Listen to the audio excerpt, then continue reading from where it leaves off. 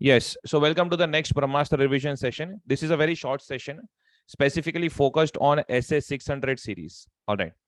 अब SA 600 series में there are three essays: 600, 610, 620. In all three essays, one thing is common: that auditor is using the work performed by others. Auditor is using the work performed by some other professionals. All right. Now, whenever auditor is using the work performed by others, जब भी auditor किसी और का काम use कर रहा है, तीनों ऐसे में ये जो दो स्टेटमेंट्स हैं वो कभी भूलने नहीं है. Correct. First, auditor is solely responsible for the audit opinion expressed by him. जो ओपिनियन होता है ऑन द फाइनेंशियल स्टेटमेंट, उसका सोल रिस्पॉन्सिबिलिटी ऑडिटर का है. सो क्या वो दूसरों का काम यूज नहीं कर सकता? Can he not use the work perform by others? Obviously he can use the work perform by others. Auditor can use the work performed by others. Yes, he can also rely upon their work, but provided he should not trust blindly. He should exercise reasonable skill, care and caution.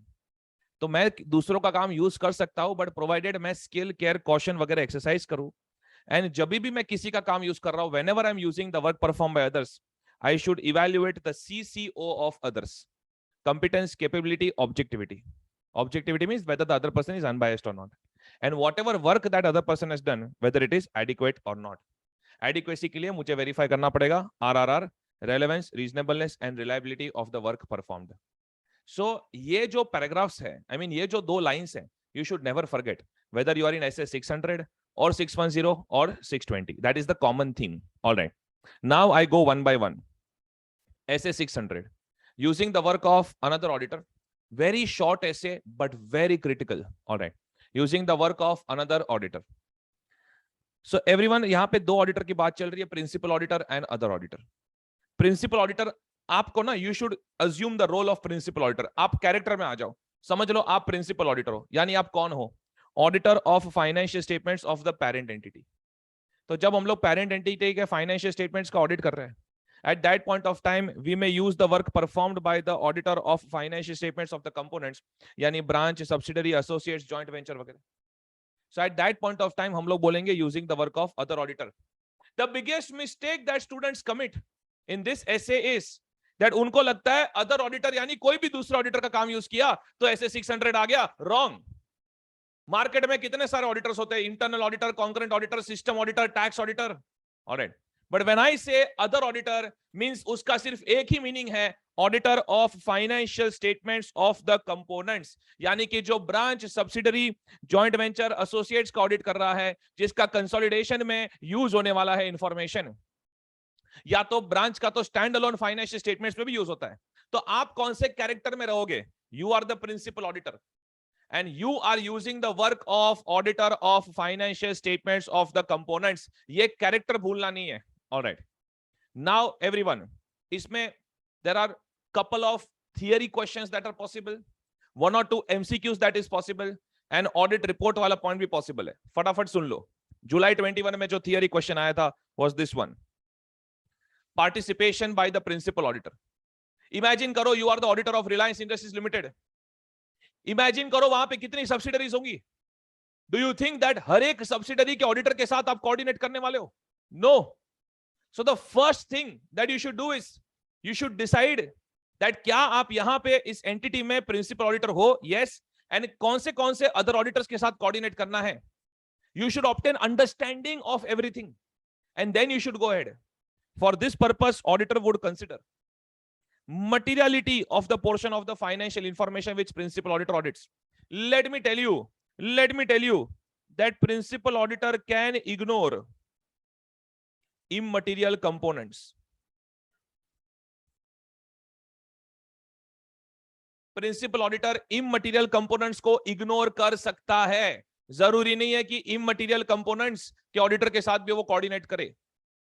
Then principal auditor को पता होना चाहिए कि component level पे क्या business हो रहा है. Principal auditor should perform some risk analysis that because of the component का financial information, overall parent entity के फाइनेंशियल स्टेटमेंट्स में what can be the risk of material misstatement. So everyone, M R business, principal auditor should consider the points of mister business when he is going to participate as a principal auditor. All right. तो ये एक theory question, 4 marks, done. Next, अब आपने decide कर लिया कौन से components material है एंड कौन से कंपोनेंट्स के अदर ऑडिटर के साथ आप कोऑर्डिनेट करने वाले हो। Then how to coordinate, alright, this is one of the most frequently asked theory question, that as a principal auditor how will you coordinate with the other auditor, as a principal auditor how will you coordinate with the other auditor. Look at this, for this purpose principal auditor should perform the following procedures.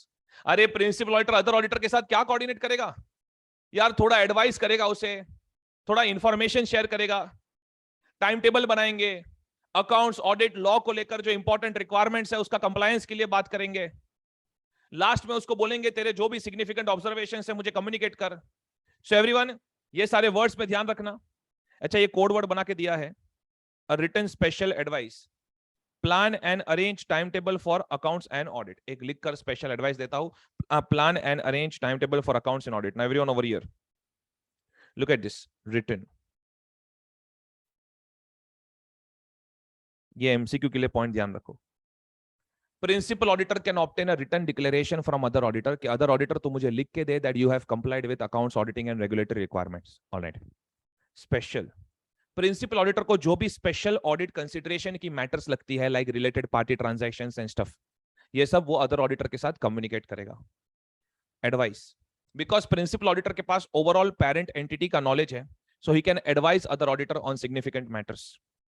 Then obviously plan and arrange time table, so obviously planning stage से coordination शुरू करना पड़ेगा, planning stage से coordination शुरू करना पड़ेगा, arrangements करने पड़ेंगे प्लानिंग स्टेज से, right from planning till reporting stage coordination करना पड़ेगा, टाइम टेबल डिस्कस करना पड़ेगा कंप्लीशन ऑफ ऑडिट का, एंड अकाउंट्स एंड ऑडिटिंग की जो मेन रिक्वायरमेंट्स है, अकाउंट्स एंड ऑडिटिंग की जो मेन रिक्वायरमेंट्स है वो रिक्वायरमेंट्स कम्युनिकेट करनी पड़ेगी।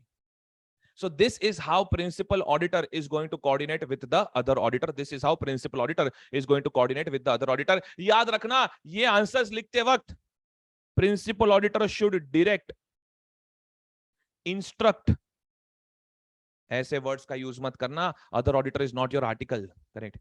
आप उसको एडवाइस करोगे, आप उसके साथ डिस्कस करोगे, ऑलराइट, आप उसको डायरेक्ट वर्ड यूज मत करना, मैं 0 दे दूंगा, alright. So direct, instruct, don't use such words, ensure that you are keeping the usage of these words only. Okay, now principal auditor जब other auditor के साथ coordinate कर रहा है, when principal auditor is coordinating with other auditor, at that point of time उसके rights क्या क्या है? The biggest question, remember this for MCQ, क्या principal auditor other auditor के working papers पे अपना right establish कर सकता है? The answer is no. Because working papers are property of auditor, अगर other auditor disclose करना चाहे तो ठीक है, otherwise principal auditor just cannot establish his rights over the working papers of other auditor. Second, and ये question बच्चे काफी बार अच्छे से आंसर नहीं करते हैं, क्या प्रिंसिपल ऑडिटर अदर ऑडिटर को एक क्वेश्चनर सेंड कर सकता है? Can principal auditor send a questionnaire to the other auditor, and can principal auditor ask the other auditor to fill up that questionnaire? Yes yes yes yes, look at this everyone, a point पे ध्यान देना, D point पे ध्यान देना, ये सब points पे ध्यान दो, A C D, look at this. Principal auditor can discuss with other auditor the audit procedures applied, वो डिस्कस कर सकता है about the procedures. Other auditor को एक समरी बनाने बोल सकता है, एंड वो समरी को वो एक बार जरा देख सकता है, which may be in the form of a completed questionnaire और चेकलिस्ट। सी पॉइंट देखो, principal auditor may require other auditor to answer a detailed questionnaire and other auditor must respond to such questionnaire. तो मैं other auditor को mail पे questionnaire भेजू, I am sending, principal auditor is sending a questionnaire to the other auditor on email and asking other auditor to respond, perfectly fine. But principal auditor asking other auditor to share a copy of working papers, not proper. Principal auditor cannot establish his right over the working papers of other auditor because working papers are property of auditor. Let us say that principal auditor ने other auditor के साथ discussions किए, and after that principal auditor को पता चला that कुछ areas है, there are still some areas left जहां पे he wants more audit to be done. Principal auditor may also decide that supplemental test, additional test करवाना है of the records. Such test may, depending upon the circumstances, be performed by the principal auditor or other auditor. तो principal auditor other auditor को कहां पे additional procedures perform करना है उसके लिए force नहीं कर सकता, direct नहीं कर सकता. इट विल डिपेंड, अगर लेटर से अग्रीमेंट में कहीं पे लेटर ऑफ एंगेजमेंट में लिखा है then it is okay, otherwise principal auditor by default other auditor को ऐसे डायरेक्ट नहीं कर सकता. Depending upon the circumstances it may be perform by the principal auditor और other auditor for additional procedures कुछ करना हो तो. ये सब केस स्टडी बेस्ड या तो एमसीक्यू क्वेश्चंस के लिए very very sensitive content for final CA. Okay, now we go to the next page. जब ऑडिट रिपोर्ट की बात आती है, reporting responsibilities and liability of principal auditor. क्या प्रिंसिपल ऑडिटर अदर ऑडिटर के काम पर भरोसा कर सकता है? यस. ये सारी प्रोसीजर्स अगर फॉलो की है प्रिंसिपल ऑडिटर ने, अगर ये सारी प्रोसीजर्स फॉलो की है then principal auditor can trust the other auditor, can rely upon his work. However अगर प्रिंसिपल ऑडिटर के सामने ऐसा कुछ भी आता है which makes him doubt the other auditor, for example other auditor ने अपना इंडिपेंडेंस मेंटेन नहीं किया या अदर ऑडिटर अपने प्रोसीजर्स में इनसफिशिएंट था, ऐसा कुछ अगर प्रिंसिपल ऑडिटर के सामने आता है then in that case he will not rely upon the work of other auditor. तो ये दो लाइंस जो बेयर ऐसे में लिखे वैसे मैंने प्रिंट कर दी है, where because ये बहुत इंपॉर्टेंट लाइंस है, where another auditor has been appointed for the component, the principal auditor would normally be entitled to rely upon the work of such auditor unless there are special circumstances to make it essential for him to visit the component and or to examine the books of accounts or other records of the said component. The principal auditor would not be responsible in respect of the work given to the other auditor except in circumstances which should have aroused his suspicion about the reliability of the work performed by other auditor. So summary यह है that principal auditor can rely upon the work of other auditor unless there are circumstances which suggest otherwise. Circumstances का एक example लेता हूं. For example, you have the doubt over procedures performed by other auditor. For example, you have the doubt over procedures performed by other auditor. तो इसका मतलब ये दोनों lines को अगर कंसीडर करें तो प्रैक्टिकली दो पॉसिबिलिटी हो सकता है. Principal auditor decides to use the work performed by other auditor and he relies upon that, or principal auditor decides that work of other auditor cannot be used. Agar principal auditor decides to use the work performed by other auditor and he is relying upon that work, तो principal auditor को compulsorily अपनी audit report के अंदर breakup देना पड़ेगा कि कितने components के फाइनेंशियल स्टेटमेंट्स का ऑडिट अदर ऑडिटर ने किया है जिसके ऊपर इसने रिलाई किया है. So principal auditor must disclose the extent of financial information audited by other auditor which is included in the financial statements of parent entity. and ये जो उसको डिस्क्लोजर देना है वो कौन से पैराग्राफ में डिस्क्लोजर देगा, ये डिस्क्लोजर वो क्यों दे रहा है, so that he can bring more clarity in the readers of audit report का mind. He will give this disclosure in other matter paragraph. Alright. लेकिन अगर principal auditor decides that work of other auditor can not be used, then in that case principal auditor should audit the financial information of the component. तो भाई तू खुद जाके branch या subsidiary जिसका भी ऑडिट तेरे को भरोसा नहीं आ रहा है, तू खुद जाके करके आ.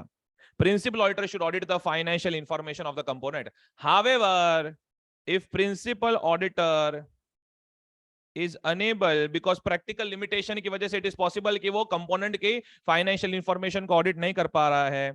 If principal auditor is unable to audit the financial statements of the component, अच्छा तो प्रिंसिपल ऑडिटर अदर ऑडिटर का काम भी यूज नहीं कर पा रहा है एंड प्रिंसिपल ऑडिटर खुद भी ऑडिट नहीं कर पा रहा है. Principal auditor is not able to rely and principal auditor is not able to audit. इसका मतलब sufficient and appropriate audit evidence is not available. ये क्रिएट कर रहा है limitation on scope of audit and there will be a modified opinion. और कौन सा opinion? Either qualified और disclaimer of an opinion. Either qualified और disclaimer of an opinion because sufficient and appropriate audit evidence नहीं मिला. जो direct 600 series का video देख रहा है जिसने ऑडिट रिपोर्ट या ओपिनियन रिवाइज नहीं किया, जो मेरा फर्स्ट वीडियो था ब्रह्मास्त्र में, तो उनको ये सब बाउंसर जाएगा. Alright, but if you have revised that, then you will come to know मैं ऐसा क्यों लिख रहा हूं. Okay, done, done. Fine. Now everyone over here. Yes, 600 का इतना पॉइंट्स कर लो, that is more than enough. 610 ये थोड़ा सेंसिटिव है, I mean थोड़ा लेंथी है, be careful. Using the work of internal auditor. All right. तो can I say X Limited में ऑडिट ऑफ फाइनेंशियल स्टेटमेंट्स जो कर रहा है उसको मैं क्या बोलूं? External auditor. Alright, external auditor. And X limited में as per section 138 of companies act 2013 जो इंटरनल ऑडिट कर रहा है उसको मैं क्या बोलूं? Internal auditor. Now internal auditor भी इंटरनल कंट्रोल्स का ऑडिट करता है, and that is why external auditor may decide to use the work performed by internal auditor. Now be careful over here. SA 610 describes how external auditor can use the work of internal auditor. जब external auditor internal auditor का काम use करता है, then ये SA ने दो different approaches दिए हुए. This SA has given two different approaches that can be used by external auditor. One approach is that external auditor will ask internal auditor to work under his DSR. सुनो ध्यान से, external auditor will ask internal auditor कि तू मेरे DSR में काम कर, यानी तू मेरे डायरेक्शन, सुपरविजन एंड रिव्यू में काम कर. I will give you instructions, you have to follow those instructions. I will review your work and you will have to show me your work. Alright, इसको कहते हैं obtaining direct assistance from the internal auditor. Obtaining direct assistance from the internal auditor. लेकिन ये कोई मजाक की बात नहीं है. ये तभी पॉसिबल हो पाएगा अगर लॉ में कोई रेस्ट्रिक्शन नहीं है and internal auditor and management इसके लिए अग्री करते हैं.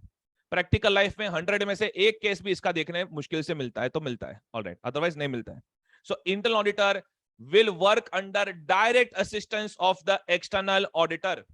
That means internal auditor will work under the DSR of the external auditor. That means external auditor will give instructions to the internal auditor and internal auditor will have to follow those instructions. ये हो गया direct assistance. लेकिन जब normally external auditor internal auditor का काम use करता है, सिर्फ उसका रिपोर्ट्स रीड करता है, डिस्कशंस करता है, तो उसको हम लोग कहते हैं using the work of internal audit function. That means no direct assistance. We will just read reports, we will just have a discussion etcetera. Alright, so दो अलग अलग तरीके हैं.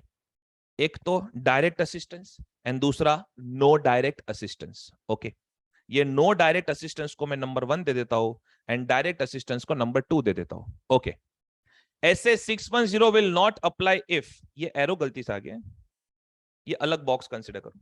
610 will not apply if 610 will not apply if first there is no internal audit function. अरे that is common sense यार. अगर entity में internal auditor ही नहीं है तो कहां से अप्लाई होगा 610? But listen to me, second, entity में इंटरनल ऑडिटर है बट रेलेवेंट नहीं है. ऑलराइट, यानी बिकॉज इंटरनल ऑडिटर का स्कोप कौन डिसाइड करता है? मैनेजमेंट. तो it is very much possible that उसका काम मेरे लिए रेलेवेंट नहीं है. थर्ड, इंटरनल ऑडिटर है, his work is also relevant for me but I don't want to use his work. Alright, so auditor finds internal function can not be used. So in 3 situations, SA 610 will not apply. First, no internal auditor. Second, internal auditor is not relevant. Third, internal auditor is there, he is relevant, but you don't want to use his work. All right, okay. ये थोड़ा introduction है.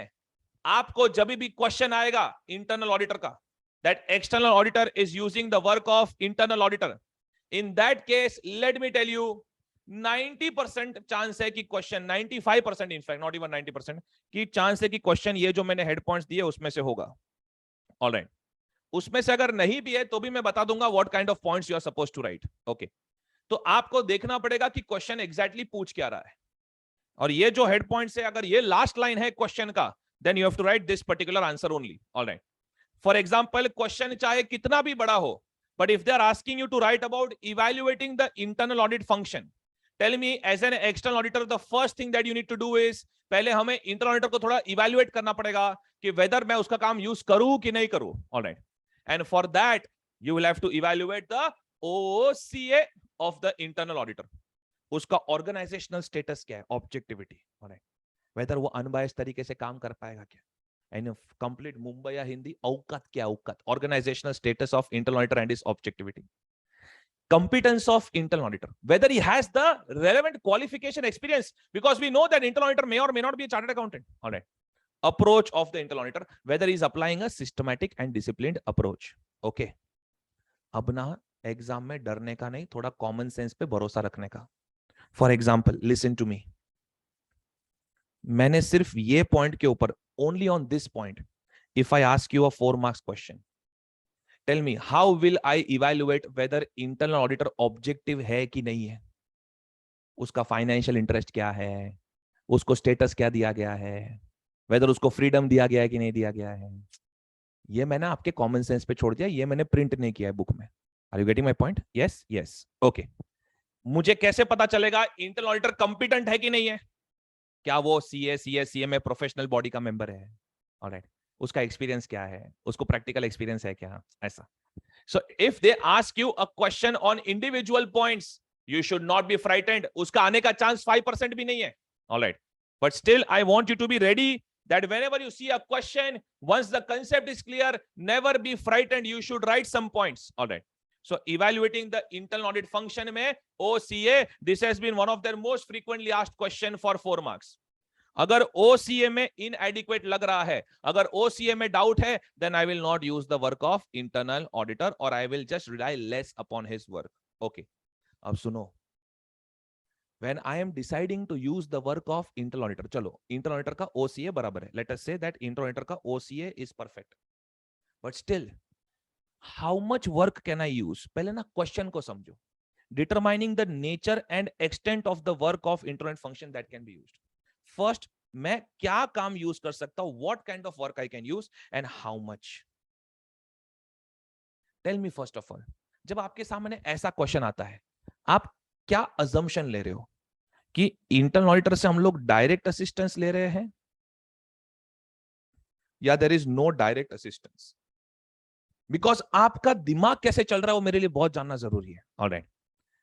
सो direct assistance means internal auditor आपके under काम करने वाला है. No direct assistance means you are just going to read the reports, alright, and just have a discussion with him. जब आपके सामने नॉर्मल क्वेश्चन आता है, at that point of time, what are you going to assume? Whether you are using direct assistance or no direct assistance? No direct assistance. Oh bhai, oh band, direct assistance का assumption लेने का नहीं question में, unless the question is clear. All right. Okay.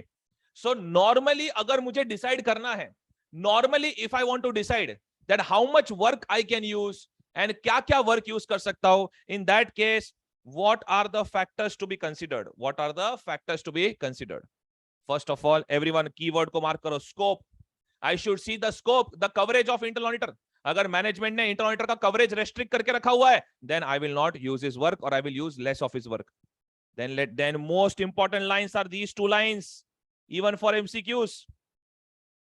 पूरे SA 6.0 में बार बार continuously वो लोग ये बोलते हैं that significant judgment के एरियाज and high risk के areas should be audited by the external auditor and he should not use the work of internal auditor. Never forget junior. J for judgment and R for risk.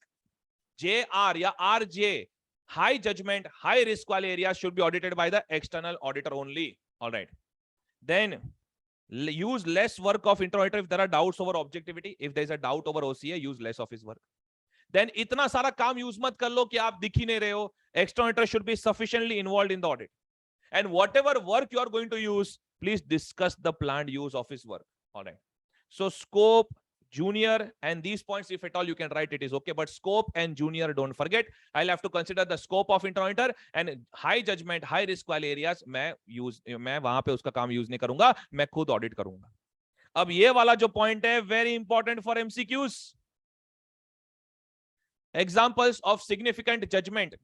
They are giving you examples of significant judgment wale areas where you will not use the work of internal auditor, where you will yourself do the work. अरे significant judgment wale areas कौन से है? Risk assessment, materiality, determining whether evidence is sufficient and appropriate or not, going concern, accounting estimates. Don't you think that these are all significant judgment areas? Yes. Yes, I am not going to use. अच्छा, मेरे को एक answer आया chat box में, sir related party transaction. Let me tell you Sumit, आपका answer correct है, लेकिन related party transaction high risk वाला एरिया है बेटा, हाई जजमेंट वाला एरिया नहीं है। सो आपका आंसर करेक्ट है दैट रिलेटेड पार्टी ट्रांजैक्शन में I will not use too much work of internal auditor and I will perform work myself, but why? Not because it is high risk, not because it is high judgement वाला area, because it is high risk वाला area. Alright, तो MCQ option tick करने में ध्यान रखना, significant judgment wale areas and high risk wale areas will be done by external auditor himself. All right, and ye to baba, it is one of their favorite module question also, be careful. Example of work of internal audit function that can be used by the external auditor. They are giving exact list of examples कि हम लोग कहां पे internal auditor का काम use कर सकते हैं, और एक दो एग्जांपल में तो आप शॉक हो जाओगे। ऑलराइट, चलो फटाफट प्रैक्टिकल एग्जांपल। परचेज इनवॉइस में किसने ऑथराइजेशन दिया, वो मुझे टेस्ट करना है। Can I use the work of internal auditor over here? Yes, testing operating effectiveness of controls. अच्छा, थोड़ा बहुत लिमिटेड वाउचिंग वेरिफिकेशन करवाना है, लेजर का पोस्टिंग वगैरह सब। Can I use the work of internal auditor? Yes, because it is test of details involving limited judgment. अच्छा, entity के पास देयर आर 10 स्टोरेज लोकेशंस जहां पे इन्वेंट्री है। Can I send in 1 or 2 locations, can I send the internal auditor? Yes, observation of inventory count. ये इसके ऊपर तो पूरा केस स्टडी बेस्ड क्वेश्चन है मॉड्यूल में। Alright, that observation of inventory count internal auditor ने किया हुआ है, एंड आप मानोगे नहीं, बच्चे लिखते हैं not allowed, not allowed, not allowed. अरे of course you can send internal auditor for observation of inventory count. Tracing transactions through the information system relevant to financial. Tracing transaction, अबे लेजर वेजर का पोस्टिंग यार। Alright, testing of compliance with regulatory requirements. For example, invoice में GST का testing करवाना है मेरे को, I can give this work to the internal auditor. And सबसे खतरनाक इज दिस वन, अगर ये आज पढ़ा नहीं है तो मैं गारंटी के साथ बोलता हूं बच्चे गलत जाएंगे। Review of financial statements of insignificant subsidies of the group. Tell me everyone, आपने एसए 600 पढ़ा अभी अभी, using the work of another auditor. वहां पे मैंने आपको सिखाया that as a principal auditor आपको कंपोनेंट्स की मटेरियलिटी को इवैल्यूएट करना चाहिए, and you can ignore the immaterial components. तो जो इमटेरियल कंपोनेंट्स है उसके फाइनेंशियल स्टेटमेंट्स का रिव्यू का काम आप किसको दे सकते हो? To the internal auditor. Alright, so everyone please be careful for MCQ. These are the areas where we can definitely use the work of internal auditor. खाली high judgment and high risk वाले areas में काम use नहीं करना है, be careful over here. High judgment, high risk वाले areas में काम use नहीं करना है। All right, now everyone over here, when I am discussing with the internal auditor कि मैं कैसा उसका काम यूज करूंगा, in discussing the planned use of their work with the internal audit function, ए बाबा ये I should discuss what? NTE, nature timing extent. और क्या discuss करेगा उसके साथ? लंच में मेरे साथ कब आओगे? Nature timing and extent of the work correct. Then थोड़ा बहुत ना मैं उसको मटेरियलिटी समझा दूंगा, मैं उसको बोलूंगा ना वाउचिंग वेरिफिकेशन के लिए, then I will tell them that materiality क्या यूज करना है। ऑलराइट, देन सैंपल साइज क्या करना है वो मैं बता दूंगा, I will not leave it up to his judgement. Alright, then documentation of the work कैसे करना है, एंड लास्ट में रिव्यू रिपोर्टिंग वगैरह कैसे होगा। So NTE, materiality, sample size, alright, documentation, NTE, MSD. All right, so nature timing extent of Mahendra Singh Dhoni, look at this, NTE of materiality, sample selection and documentation, ये सब मैं discuss कर लूंगा। अरे लेकिन क्वेश्चन मत भूल जा, वो दबंग वाला डायलॉग है ना, आंसर से डर नहीं लगता साहब, क्वेश्चन से लगता है। All right, that you have to remember. Okay, just stick with the question, 1 or 2 points here and there is fine if you don't remember. Then look, this will be very useful for answering case study based questions. ये बहुत ही frequently use होता है answer, wherever external auditor is using the work of internal auditor, ऐसा case study आया है, then in that case what are the procedures to be performed by the external auditor? For example, internal auditor observation of inventory count के लिए गया था, and internal auditor ने उसका report आपको सबमिट किया, then in that case I will have to conduct some inquiries of who went over there and what work was done. I may myself observe the procedures. All right, and if internal auditor allows, then I will review the internal audit functions, work program, working papers, if internal auditor allows us to do so. If internal auditor allows us to do so, because working papers are property of internal auditor. वो तो auditor का जो भी working papers का point है वो सबको applicable है. And then listen to me. Let us से अगर इन्वेंट्री काउंट के ऑब्जर्वेशन के लिए वो गया है तो आपको थोड़ा बहुत रीपरफॉर्मेंस करना पड़ेगा. Re-performance to be done by external auditor. That means you cannot 100% leave anything on the internal auditor. Little bit you should do it on your own again. All right. Re-performance to be done by external auditor. Done. यहां पे ना normally internal auditor का काम कैसे use करना है उसके points खत्म हो जाते हैं. अब ये look at this direct assistance के point, where internal auditor has agreed to provide you direct assistance. That means yes, internal auditor will work under DSR of the external auditor. अब उसमें एकदम लिमिटेड सेट ऑफ क्वेश्चंस है. सबसे पहले तो हमें return agreement ले लेना है. We need to take a written agreement from the management. We need to take a written agreement from the internal auditor. क्या क्या रिटर्न अग्रीमेंट लेना है? मैनेजमेंट से रिटर्न अग्रीमेंट लेना है that they will not interfere in the work, and internal auditor से return agreement लेना है that they will follow our instructions. And खास करके I need to evaluate LOC. What is LOC?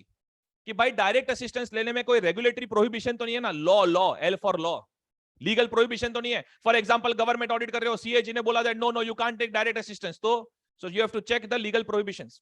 Then objectivity and competence का point तो आएगा ही आएगा. ऑलराइट, ओके एवरीवन, 1 मिनट आपका एक्स्ट्रा लू. टेल मी, इंटरनल ऑडिटर का जब नॉर्मली हम लोग काम यूज करते हैं then we evaluate OCA, objectivity competence and approach. लेकिन जब इंटरनल ऑडिटर को डायरेक्ट असिस्टेंस के लिए यूज कर रहे हैं तो वी इवैल्यूएट LOC. ऐसा क्यों? इसमें A फॉर अप्रोच वाला पॉइंट क्यों नहीं आया? बिकॉज कैन आई से इंटरनल ऑडिटर का अप्रोच तो हम लोग डिसाइड करने वाले. Hello, under direct assistance we are going to decide the approach of the internal auditor. So अगर डायरेक्ट असिस्टेंस में पॉइंट आता है एंड इवैल्यूएशन का पॉइंट आता है देन LOC लिखना. अगर नॉर्मली आप काम यूज करने वाले हो एंड इवैल्यूएटिंग इंटरनल ऑडिटर का पॉइंट आता है तो OCA लिखना. Am I clear with this? Yes. Okay. Now everyone over here. Determining the nature and extent of work that can be assigned to the internal auditors providing direct assistance.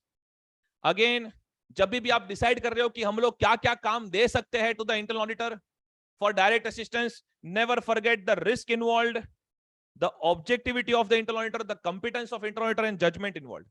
ROC judge, these are the factors to be considered. These are the factors to be considered when we are deciding whether to give that work to the internal auditor or not. अब सुनो, यही question को मैं थोड़ा घुमा सकता हूं. I can little bit twist the question. इसको मैं नेगेटिवली पूछ सकता हूं. Give me the examples where internal auditor cannot be used for direct assistance. तो हर एक फैक्टर का नेगेटिव चीज बोलो. High risk, threat to objectivity, doubt over competence and high judgment. Are you getting the English? Yes. अगर वो लोग पूछे factors to be considered for deciding whether direct assistance में क्या क्या काम देना है, then ROC judge.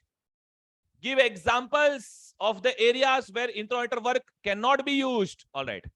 Then यही points को negatively लिख दिया. Okay. Now, whenever external auditor is using internal auditor for direct assistance, तो एक्सटर्नल ऑडिटर को उसका DSR करना पड़ेगा. एंड ये बहुत बड़ा लाइन है, ध्यान रखना. External auditor can DSR the internal auditor as per SA 220. यानी SA 220 में जिस तरीके से हम ऑडिट टीम का DSR करते हैं उसी तरीके से in the same manner we can DSR the internal auditor. We can direct supervise and review the internal auditor. And याद रखना, even though you have used internal auditor for direct assistance, you still need to check back to the underlying evidence for some of the work performed by internal auditor. So if you have given 600 transactions to the internal auditor, then at least 30-40 transactions you need to check on your own. You need to check back. That means you need to re-perform some of the work performed by the internal auditor. All right. Then documentation.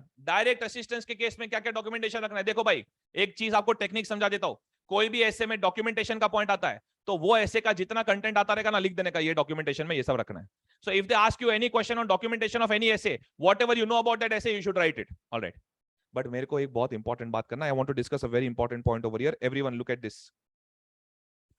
Tell me, if internal auditor is working under my direct assistance and if I have given 600 transactions to the internal auditor for conducting test of controls, don't you think that वो 600 transactions के लिए internal auditor ने जो भी working बनाया है, that will be the property of external auditor? Yes और no sir? Yes sir, yes sir. Normally working papers of internal auditor will be the working papers of internal auditor. However, if internal auditor has worked under direct assistance, so whatever work he has performed under direct assistance will be the property of external auditor. Look at this. Working papers prepared by internal auditors who provided direct assistance on the audit engagement. Be careful for MCQ over here. All right, ho gaya. That is SA 610. SA 620. Using, बहुत easy ऐसे, फटाफट ध्यान दो. Using the work of auditors expert. Alright, सबसे पहले tell me everyone very quickly, if I am conducting audit of financial statements of X limited में standards on auditing apply करने के लिए, you know, let us say Mr. A is conducting audit of financial statements of X Limited, and X Limited में standards on auditing को कैसे apply करना है, उसके लिए मिस्टर ए ने अपॉइंट किया एक expert. Mister A appoints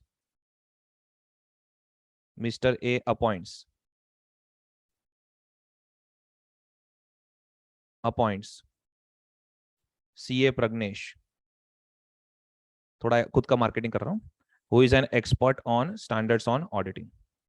All right, tell me, so can I say Mr. A has to apply SA 620 using the work of auditors expert? Yes or no sir? Yes or no sir?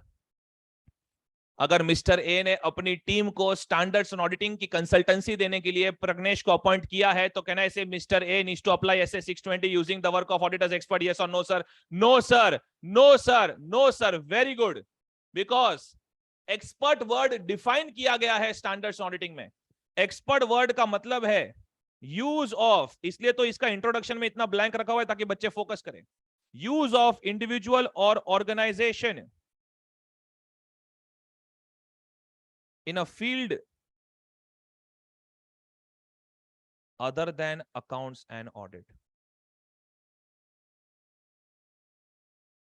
Basically accounting standards या standards on auditing के लिए अगर आप किसी को appoint करते हो, if you appoint someone, वो आपका कंसल्टेंट हुआ एंड वो आपका एक्सपर्ट नहीं हुआ.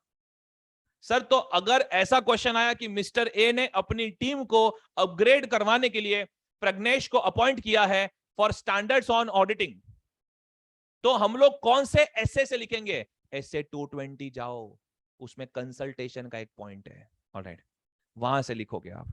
सो एक्सपर्ट का बात कब आता है? चलो मैं आपको फटाफट अभी क्वेश्चन पूछता हूं, मेरे को यस नो का जवाब दो. Alright, very quickly. I appoint engineer for valuation of building, क्या ये एक्सपर्ट हुआ? Yes yes yes. I appoint actually for gratuity valuation, actually for gratuity का वैल्यूएशन, क्या एक्सपर्ट हुआ? Yes yes yes yes yes yes yes. Alright. I appoint a lawyer to understand the legal case, क्या ये expert हुआ? Yes yes yes yes yes yes. I appoint a chartered accountant to understand tax compliance issues, क्या ये expert हुआ? Yes. यहां पे बच्चे no बोल रहे हैं, मतलब बच्चों के दिमाग में जंग लगा हुआ है. Alright, yes. मैं ब्रह्मास्त्र रिवीजन ले रहा हूं रिवीजन करवाने के लिए, और तुम लोग का अभी अस्त्र ही चालू नहीं हुआ है, ब्रह्मास्त्र तो दूर की बात है. Everyone over here, don't think like this. If one CA appoints another CA तो no expert, but if one CA appoints engineer lawyer तो एक्सपर्ट. सीए का काम यूज करे तो एक्सपर्ट नहीं है. फाइनल सीए, अगर सीए का काम भी यूज कर रहा है लेकिन टैक्स फील्ड के लिए कर रहा है तो एक्सपर्ट हुआ. Are you getting my point? Yes और नो सर? बिकॉज उसने अपॉइंट क्यों किया? For a field other than accounting and auditing. I want a confirmation. Are you understanding this? Yes yes. Okay, बस ज्यादा टेंशन नहीं लेना है. ये वाला कंसेप्ट अभी तक इंस्टीट्यूट ने टेस्ट नहीं किया है, but obviously they may try to test in some और other attempt. Use of individual और organisation in a field other than accounting auditing. Alright, तो आपको अगर एग्जांपल्स लिखने हैं तो एग्जांपल्स बहुत सारे हो सकते हैं. Alright, engineer for valuation, actuary for gratuity provision. मैं बहुत फटाफट लिख रहा हूँ बॉस, इसका टाइम नहीं है मेरे पास. ऑलराइट, मतलब आपके लिए बोल रहा हूँ, टाइम नहीं, मतलब. देन सीए को अपॉइंट किया for tax field etcetera. Okay, now over here, जब भी एक्सपर्ट का क्वेश्चन आता है, क्वेश्चन को अच्छे से इवैल्यूएट करो. There are two possibilities. Either you are using the work of management's expert, यानी expert appointed by management, or you are using the work of auditors expert, यानी expert appointed by auditor.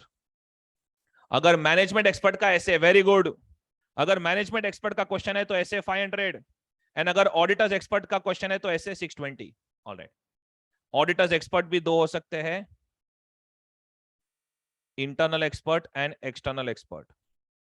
Internal expert यानी employ और partner of the auditor, external expert outside professional engaged by the auditor. Management expert का question आया तो 500 का reference लिखना है, auditor expert का क्वेश्चन आया तो 620 का रेफरेंस लिखना है. तो इतना पता चला, एक चीज बहुत क्लियरली पता चला, दिस एसे यानी एसे 620 does not deal with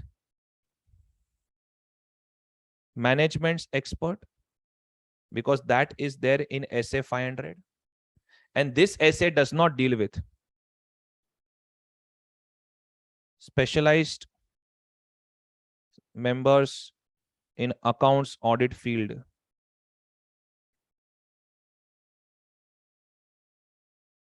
who will be a part of your engagement team, because ये कहां पे है, SA 220 के अंदर है. All right, okay, so this essay does not deal with management expert, and if your team has specialized members in accounts audit field, because that is there in SA 220. चलो अभी आगे बढ़ते हैं फटाफट. ऑडिटर के एक्सपर्ट का काम, just imagine ना, ये सारे पॉइंट्स के लिए क्या क्या इमेजिन करोगे, एक्चुअरी फॉर ग्रेचुइटी वैल्यूएशन, या engineer for valuation of building, या lawyer for legal case. Alright, ऐसे सब इमेजिन करो.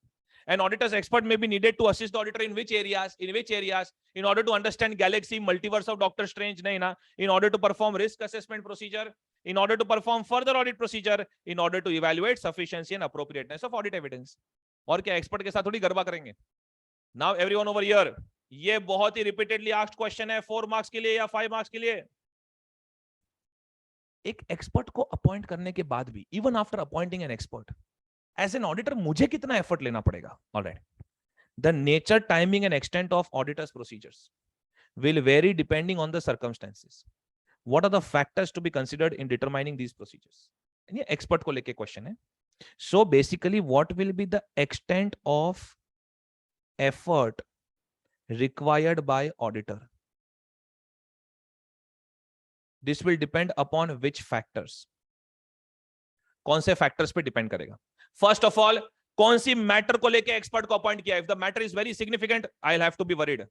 कितना रिस्क इन्वॉल्व है? रिस्क ऑफ मटेरियल मिसस्टेटमेंट, तो materiality of the matter, risk of material misstatement. ये मेरा मिस्टर तो सब जगह होता है, I mean materiality and risk. Alright, then significance of that expert's work in the context of audit. Currently वो एक्सपर्ट कितना इंपॉर्टेंट है. For example, you have appointed a lawyer for to understand the legal case, ताकि going concern पे असर समझ में आए. Past experience. Alright, then अगर इंटरनल एक्सपर्ट है, I will be less worried because he knows my procedures. लेकिन अगर एक्सटर्नल एक्सपर्ट है, I need to be more worried. Alright, so whether expert is subject to auditors firms quality control policies and procedures, whether he is an internal expert, he is an external expert, and then CCO of that expert, competence, capability and objectivity of that expert. तो मैं क्या बोल रहा हूँ, चलो सारे points याद नहीं रहते.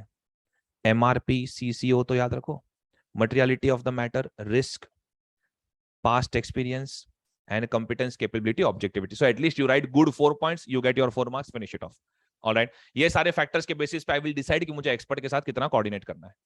अच्छा, एक्सटर्नल एक्सपर्ट रहेगा कोई, अगर एक्सटर्नल एक्सपर्ट रहेगा, अगर कोई एक्सटर्नल एक्सपर्ट रहेगा, तो कहना है इसे उसके साथ अग्रीमेंट करना पड़ेगा. Yes. Now there are 2 question when it comes to agreement. One is contents of agreement. Second, why do you feel that there is a need for a detailed agreement? Why do you want a detailed agreement?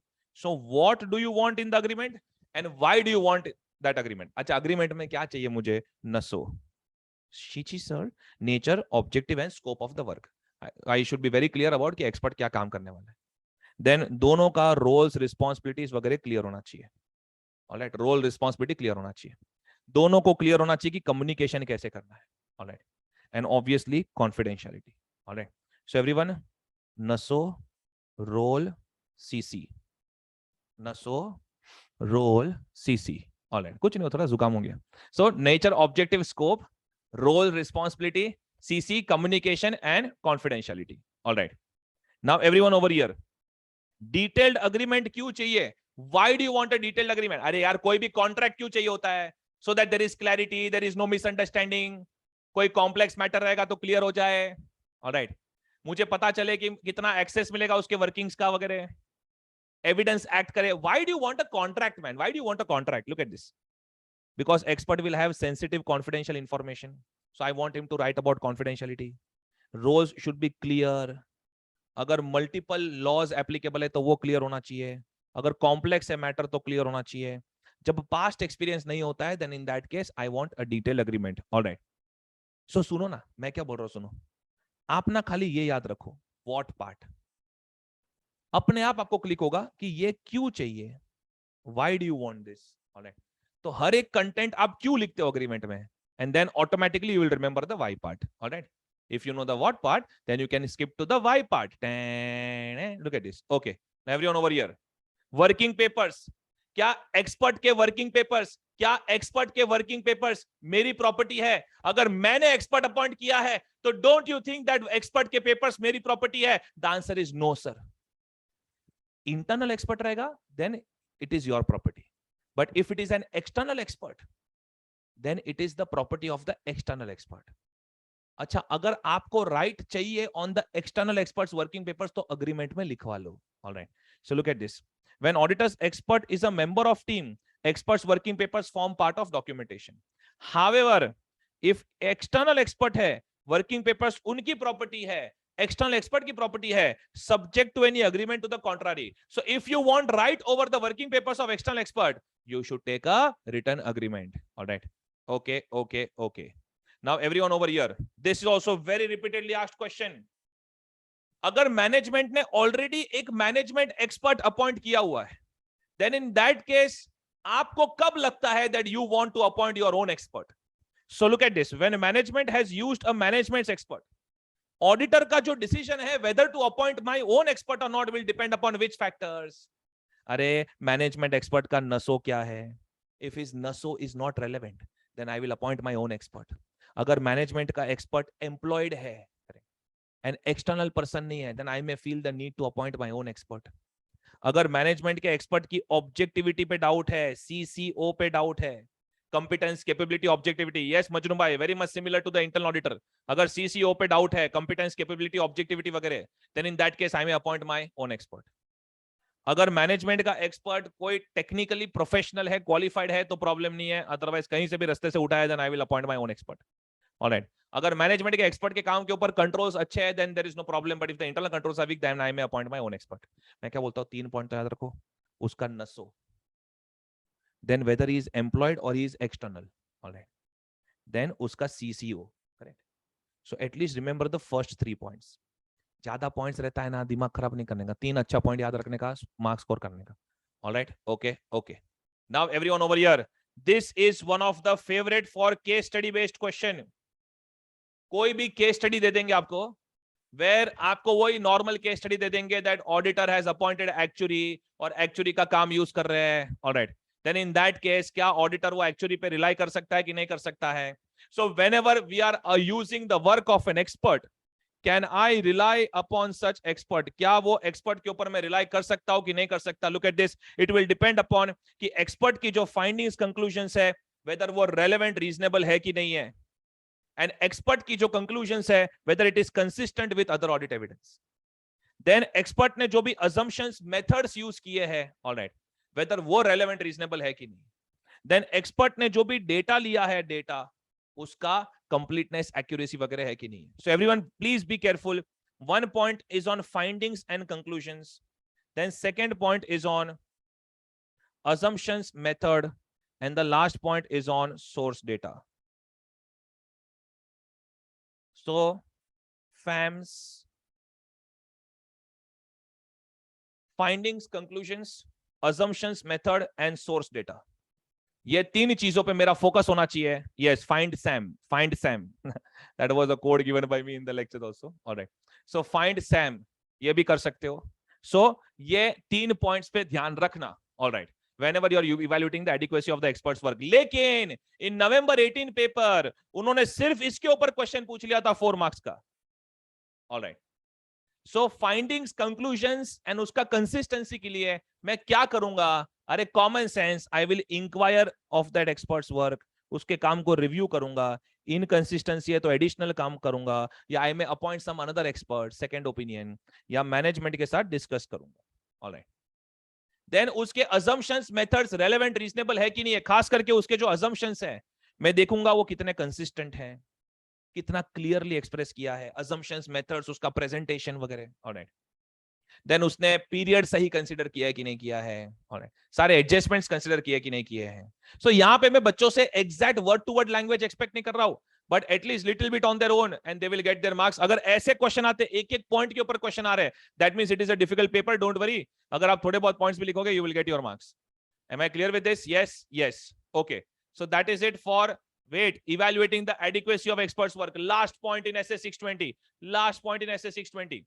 क्या मैं expert का नाम लिख सकता हूं in my audit report? One of the favorite for MCQs. Reference to the auditor's expert in auditor's report. It will depend. Reference is required by law. Reference is not required by law. Sir, कोई example दे सकते हो? Reference is required by law. दे सकता हूं ना? Audit of insurance companies में आपने actuary का काम यूज किया है कि नहीं किया, उसका रखता है एक्चुअल कैलकुलेशन ऑफ लायबिलिटीज के लिए. Alright, so if reference is required by law, then तो you must provide reference in the audit report. However, if reference is not required by law, then in that case, सुनो मेरी बात, अगर आपने unmodified opinion दिया है, then in that case no reference can be given, because unnecessarily readers of audit report को हम लोग confuse नहीं करेंगे. However, if you have given a modified opinion,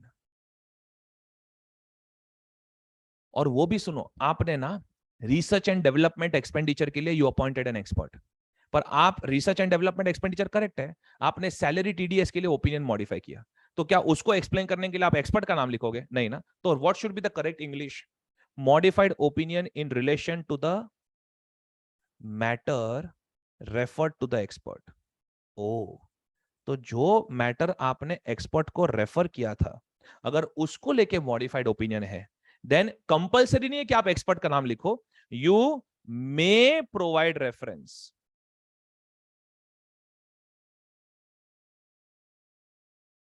to the expert's work in audit report.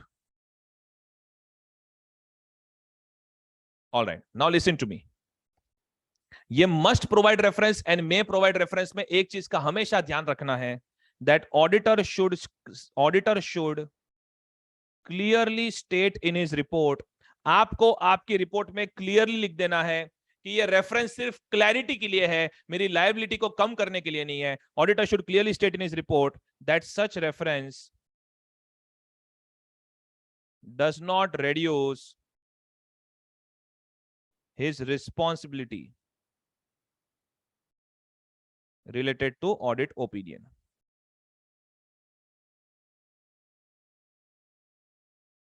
That such reference does not reduce his responsibility related to audit opinion. All right, all right, all right. Okay. So बस इतने point 600 series में याद रखो. One of the most scoring series है 600 series. All right. Thank you so much.